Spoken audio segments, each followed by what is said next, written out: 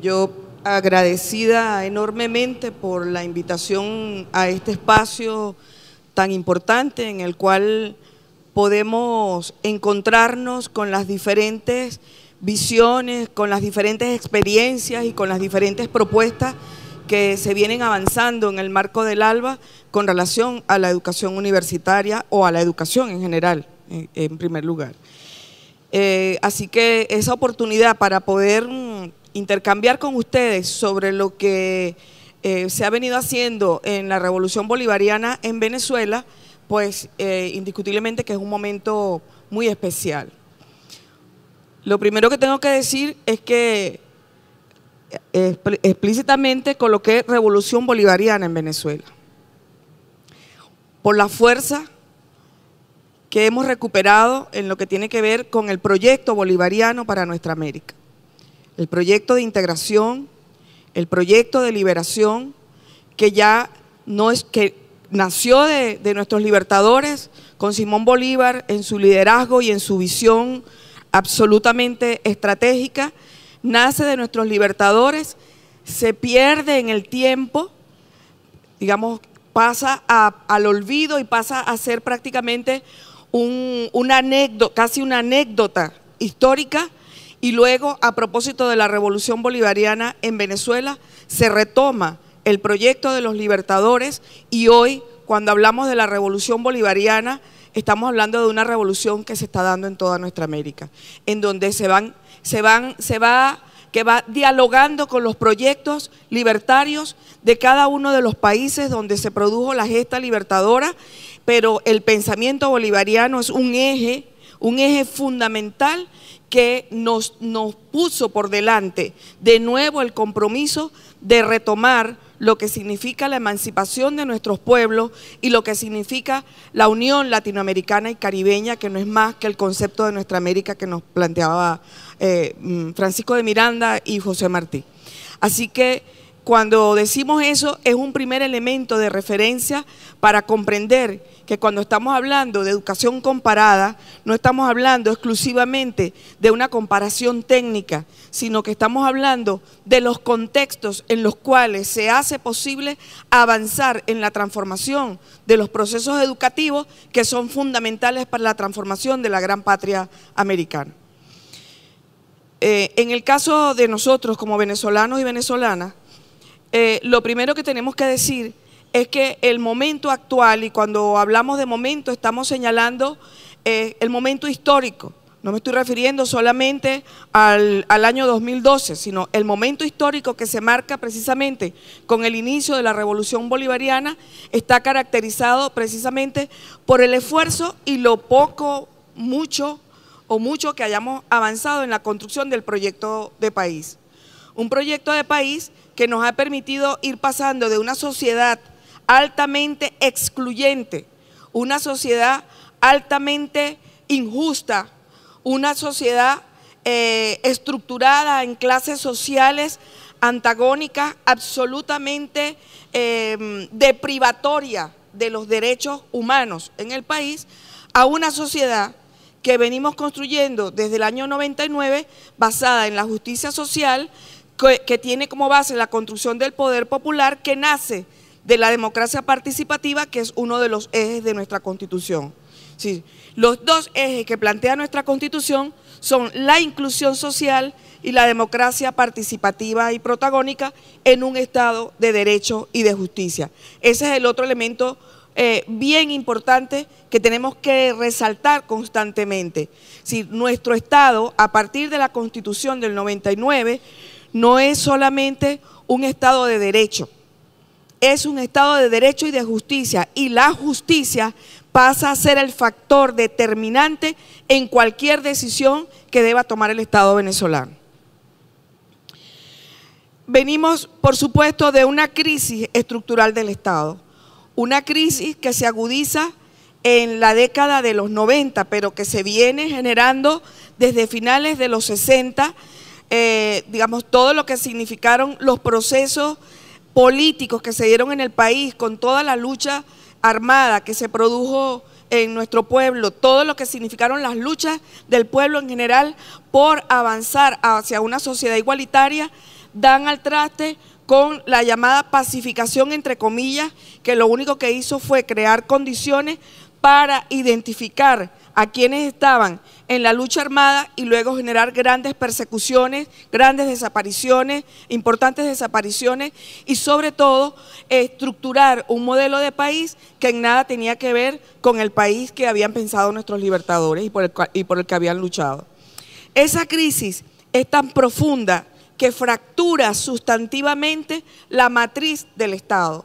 El Estado se quiebra ética y políticamente, el Estado venezolano. Entramos en un proceso de anomia, entramos en un proceso de resquebrajamiento cultural que provoca realmente grandes movilizaciones en nuestro país, que provoca inmensos esfuerzos por la transformación y grandes persecuciones sobre cualquiera que se atreviera a manifestar y a luchar por el país, y que lo que va haciendo es aglutinando fuerzas en torno a lo que significa un proyecto de liberación nacional. En ese contexto se producen acontecimientos fundamentales, hablando ya muy cerca de lo que ocurre luego cuando se inicia la Revolución Bolivariana, y que nuestro comandante ha señalado en multitud de ocasiones, cuando él dice: lo que ocurre en el 89, que es una respuesta a lo que se conoce como el Caracazo, se conoció mundialmente como el Caracazo, que es una respuesta del pueblo frente a la imposición definitiva del paquete neoliberal, es un hecho que provoca, además de todas las muertes que produjo, provoca un avance mucho más rápido de lo que son los movimientos sociales que se venían generando en el país, pero también produce un impacto en la conciencia de los militares, de los movimientos militares que se habían venido generando subterráneamente, exactamente, en nuestros cuarteles liderados por nuestro presidente. Eso marca un hito, pero es un hito que es importante que los conozcamos, que no es solamente de carácter militar, que el apoyo que da el pueblo una vez que se manifiestan los militares y el apoyo y la fuerza con la que se expresa el pueblo venezolano tiene que ver con todos los movimientos sociales que se venían germinando en el país a propósito de las grandes injusticias, a propósito de esa quiebra del Estado, a propósito de lo que significaban las persecuciones políticas. De manera que tenemos un proceso que avanza en varios planos que tienen que ver con lo social, lo político, lo jurídico, porque también las leyes comienzan a ser cuestionadas, y lo militar. Eso genera una confluencia de fuerzas importantes que llevan a que una vez que el presidente una vez que el comandante Chávez llega a la presidencia, decide acudir al poder originario del pueblo para refundar la república y se produce la Asamblea Nacional Constituyente, que es la base para constituir un nuevo sistema de política pública, o sea, un nuevo sistema político en general, pero en el caso nuestro, un nuevo sistema de política pública. Seguimos. Ese proceso tiene un correlato, por supuesto, el marco constitucional del 99, los planes de desarrollo de la nación, ya estamos preparándonos para el tercero, el papel del pueblo organizado y, por supuesto, las políticas, programas, misiones y grandes misiones que se vienen desarrollando. ¿Qué significó este cambio político? Para que sea el marco de la política pública y dentro de él lo que significa la educación universitaria. Significó, en primer lugar, que nuestra Constitución diversificó a quienes tenían derecho a participar en las decisiones. Al establecer que un eje es la participación protagónica, define entonces quiénes son los que participan. Veníamos de una democracia representativa que hacía que quienes tomaban las decisiones trascendentes del país era solamente la élite política, solamente aquellos que eran electos al Congreso de la República, diputados y senadores, y quienes manejaban el Poder Ejecutivo y el Poder Judicial y todo lo que eran los otros poderes que tenía la República. Entonces, diversifica puesto que le da el derecho a todo el pueblo venezolano a participar en todas las decisiones del país. todas las decisiones que construyen la patria. Y amplía las formas de participación, porque tenemos todo lo que significa la participación cotidiana y que ha venido avanzando y se ha venido construyendo a través de todas las formas de expresión del poder popular, cuando en cada comunidad, en cada parroquia, en cada barrio están las comunidades organizadas decidiendo, priorizando en torno a los proyectos que deben ser atendidos. Pero también establece nuevas formas de participación más allá de lo que era el sufragio. Sí, hasta ese momento la sociedad venezolana a lo único que aspiraba era poder votar cada 5 años para escoger al mandatario y luego a los gobernadores. Aquí se amplían las formas de participación y aparecen todas las figuras refrendarias que están en la Constitución.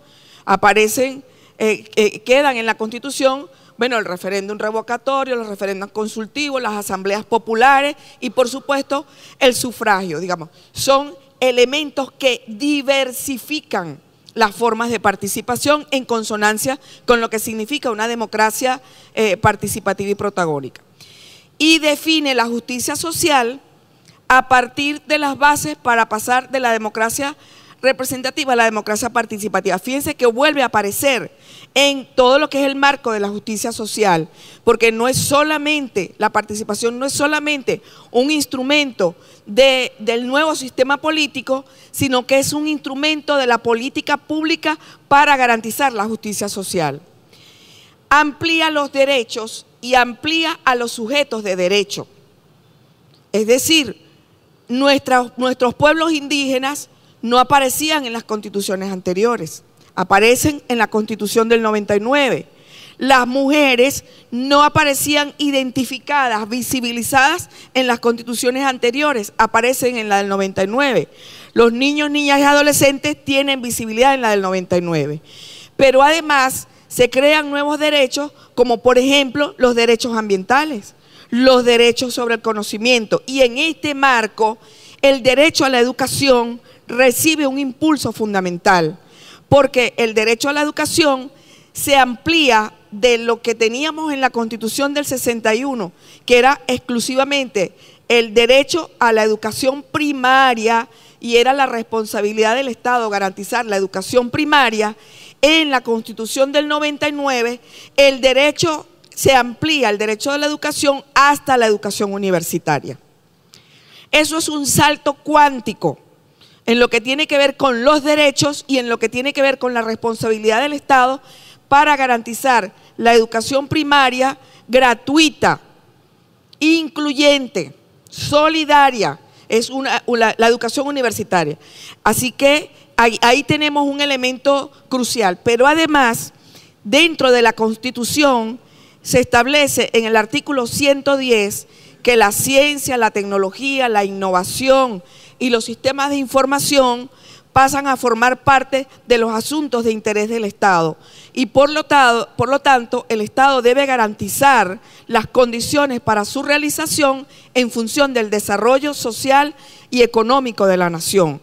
Eso es otro elemento que tenemos que considerar en lo que tiene que ver con los derechos que se van incorporando en la Constitución.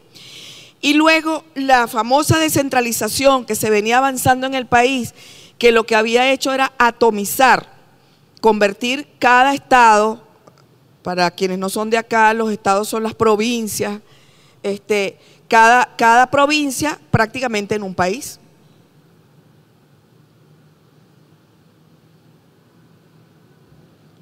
Y se plantea entonces que no es la descentralización simplemente como una transferencia de competencias administrativas, sino que lo que se está planteando es construir las condiciones para que el pueblo ejerza el poder popular, que es completamente distinto, que es completamente novedoso en torno a la propuesta contra la descentralización que todavía tiene dolientes en diferentes espacios de la República. Esto trae como consecuencia fundamental la reconstrucción de lo público.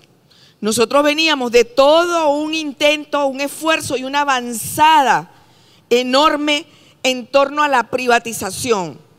La educación se venía definiendo como un servicio. la salud como un servicio, que prácticamente todos los aspectos que conforman la política social se venían redefiniendo durante la década de los 80 y la década de los 90 para alinearlas con los mandatos neoliberales que establecían que el Estado debía minimizarse y que debía disminuir la carga social que tenía el Estado y que debía solamente ocuparse de un mínimo necesario, además de manera focalizada, sobre todo para el control social y político. Entonces, en la revolución, lo primero que se plantea es la reconstrucción de lo público. Y esa reconstrucción de lo público se viene realizando a través de la intensa movilización y el control creciente por parte del pueblo sobre el proceso y su expresión en las decisiones públicas, lo que señalaba anteriormente.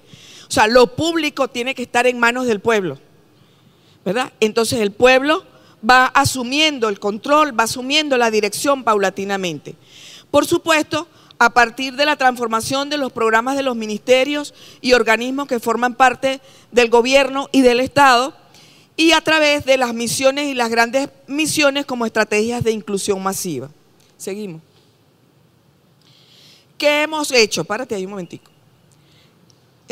Nosotros hemos señalado que pudiéramos pensar, quizás todavía es temprano para establecer como los grandes momentos en materia de transformación universitaria en el marco de la revolución. Sin embargo, bueno, me atrevo a señalar algunos elementos.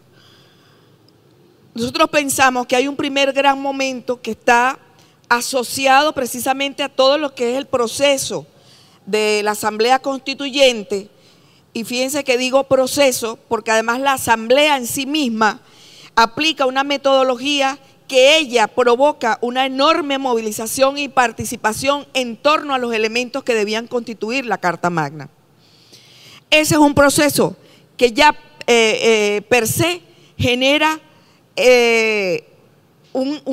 va generando la elevación del nivel de conciencia política del pueblo venezolano. El pueblo que nunca había participado, el pueblo que no se asumía como capaz de hacer aportes y menos para una constitución, se moviliza en todos los rincones del país, en todos los espacios, en las fábricas, en las escuelas, en las plazas, en los liceos, en los hospitales, a través de los diferentes grupos sociales y grupos políticos. La derecha y la izquierda, los sindicatos, las corporaciones, los gremios, en aquel momento las asociaciones de vecinos, absolutamente todo el pueblo se moviliza. Y eso produce gradientes de organización, gradientes de conciencia importantes.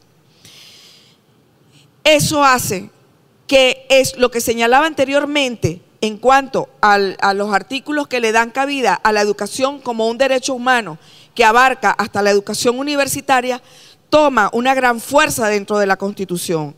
De manera que ese primer momento, el momento constituyente para nosotros conforma una de las primeras fases de la revolución en lo que tiene que ver con la transformación universitaria. Un segundo momento, nosotros lo caracterizamos como el momento en donde ahora el énfasis está básicamente en echar a andar la política de educación universitaria, que tiene como eje esa política la inclusión, y se adelanta a través de una estrategia que es la municipalización.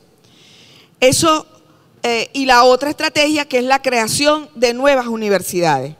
Ahí hay una caracterización muy importante, porque el peso que ha tenido la municipalización en alcanzar la inclusión para las venezolanas y venezolanos ha sido decisivo, y posteriormente vamos a ver algunas cifras. La inclusión que ha garantizado el derecho a la educación trae consigo al mismo tiempo, al fundamentarse, al soportarse en una estrategia de municipalización, que se produce una interrogante permanente sobre el hecho educativo y la relación con el contexto. ¿Cuál es el aporte que hace la educación universitaria a la transformación que se está dando en el país y que tiene su expresión cotidianamente en lo local. ¿Cuál es la relación que existe entre los programas con los cuales se forman nuestros estudiantes y las necesidades del pueblo?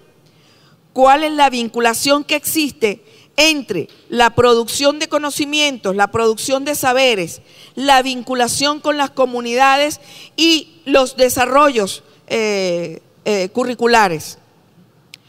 ¿Cuál es la relación que existe entre la producción intelectual que se da a partir de la educación universitaria y los objetivos estratégicos del país? Eso lo viene provocando justamente el proceso de municipalización. En la medida en que nuestros estudiantes y nuestras estudiantes y nuestros profesores y profesoras van tomando conciencia de lo que significa estar presentes en cada comunidad. Hola, Marian.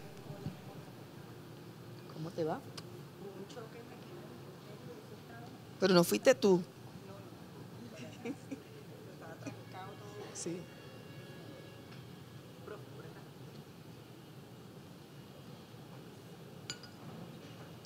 Aprovecho para dejarlos descansar. Llevo como 3 horas hablando. Les decía que la municipalización que garantiza la presencia de la educación universitaria en todos los rincones del país a través de las aldeas o los ambientes educativos va provocando, va inquietando, va interrogando a la propia educación universitaria. De modo que lo que nace inicialmente como un esfuerzo para la inclusión se va transformando también en un enorme impulso para la transformación del modelo educativo universitario.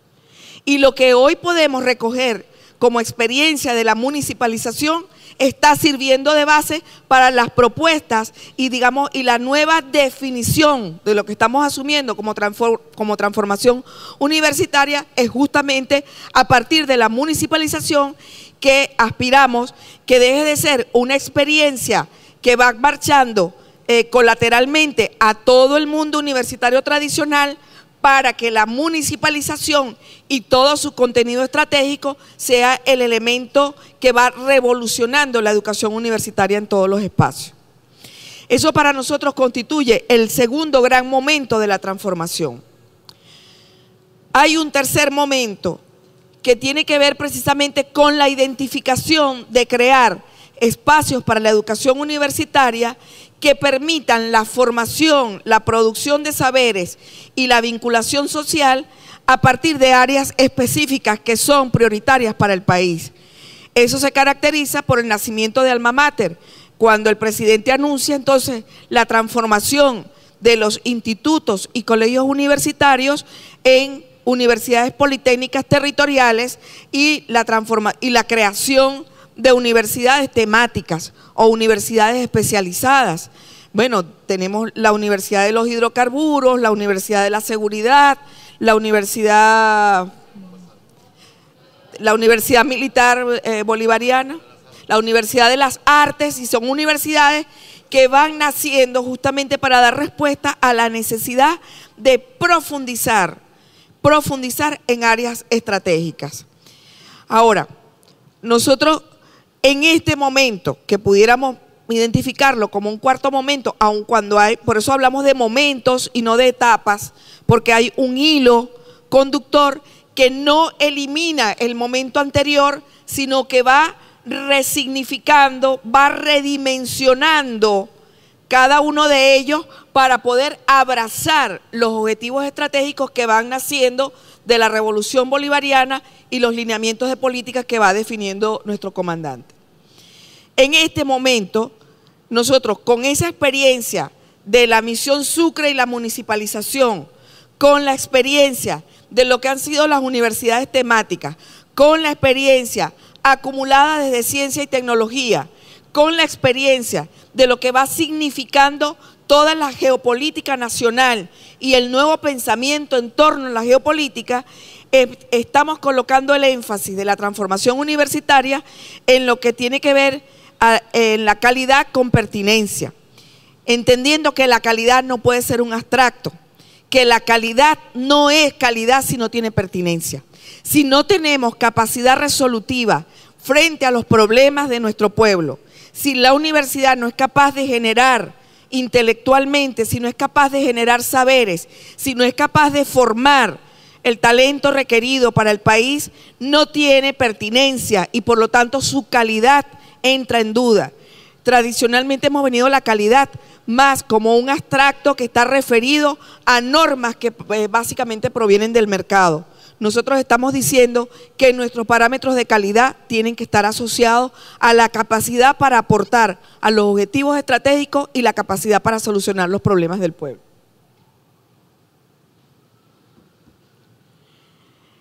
El otro elemento que estamos señalando, que es más estratégico, es la territorialización de la gestión universitaria.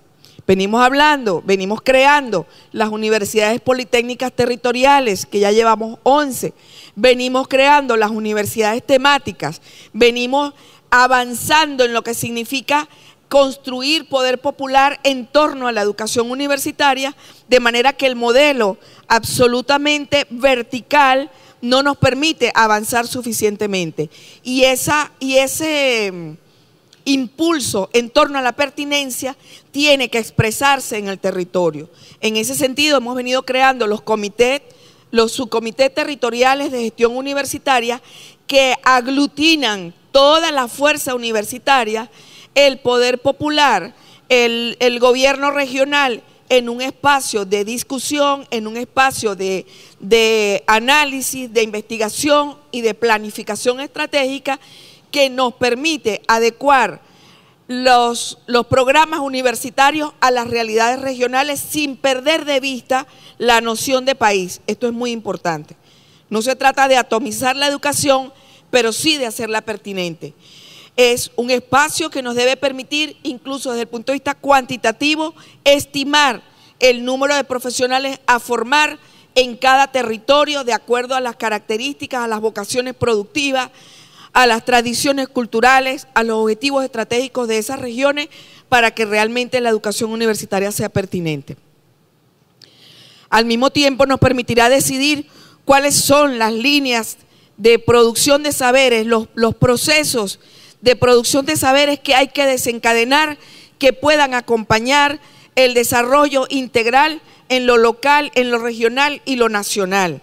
O sea, no lo podemos hacer solamente desde una visión endogámica, como llamo yo, desde el mundo de la biología, que nos permite mirar cuáles son los avances del conocimiento y decidir que vamos a producir conocimiento en esta área que es un área de punta en el mundo.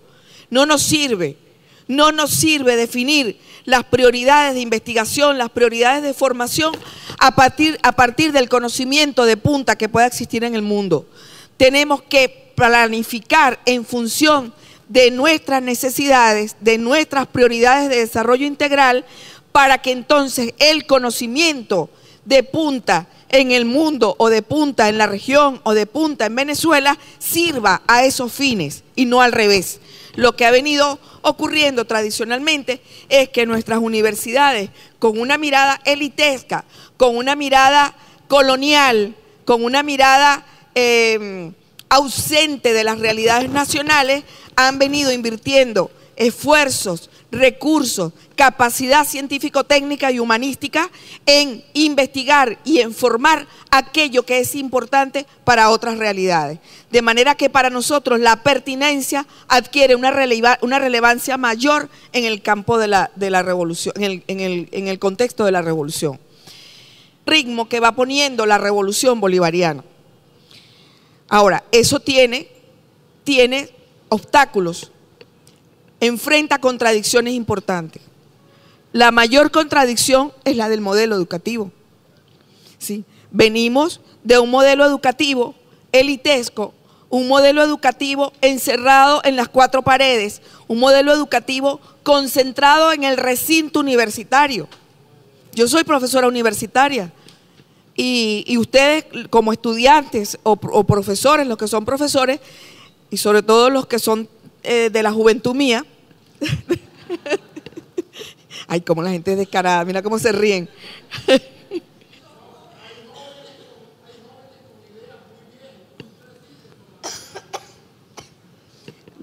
Lo que somos, somos jóvenes, más jóvenes y muy, muy jóvenes.